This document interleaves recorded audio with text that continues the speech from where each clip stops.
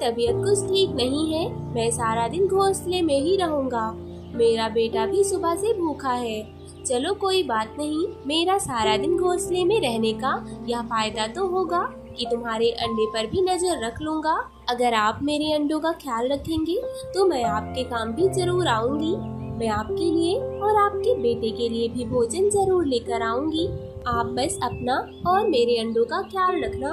वो चिड़िया भोजन की खोज में चली जाती है।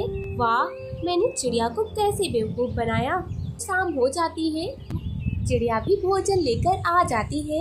वो कालू कौवे को भोजन देकर अपने घोंसले पर जाकर अपने अंडों पर बैठ जाती है।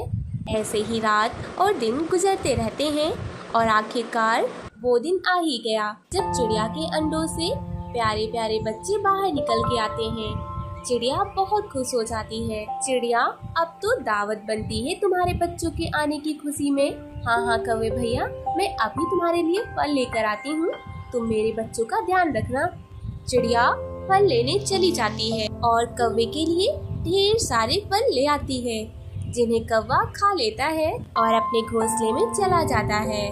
और फिर रात हो जाती है। अगली सुबह आसमान में काले बादल छा जाते हैं और बारिश शुरू हो जाती है। चिड़िया बहुत परेशान होती है। इस बारिश से अगर मेरे बच्चों को ठंड लग गई तो मेरे बच्चे बीमार हो जाएंगे। मैं क्या करूं? अपने बच्चों को बारिश से कैसे बचाऊं?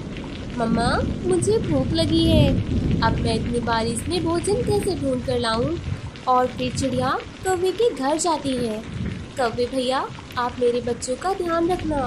मेरे बच्चों को बहुत भूख लगी है, मैं उनके लिए भोजन लेने जा रही हूँ। हाँ चिड़िया जाओ, लेकिन मेरे लिए भी कुछ ले आना। मैं भी जाने ही वाला था कि तुम आ गई। तुम्हारे बच्चों का ध्यान भी रखना बहुत ज़रूरी है। चलो तुम ही चली जाओ, मैं तुम्हारे बच्चों का ध्यान रख लूँगा। और फिर उसके बाद चिड़िया चली जाती है। बारिश बहुत तेज थी, चिड़िया के लिए उड़ना भी बहुत मुश्किल हो रहा था। ऐसे ही चिड़िया एक पेड़ पर बैठ जाती है। हे भगवान, अब मैं क्या करूं? आप ही मेरी मदद करें। चिड़िया अभी ऐसे कह ही रही थी कि वहाँ एक छाता होता है। यह तो अच्छा है, अगर मैं इसे अपने घोंसले पर लगा लूं तो मेरे बच्चे बारिश के पानी से बच जाएंगे। और फिर चिड़िया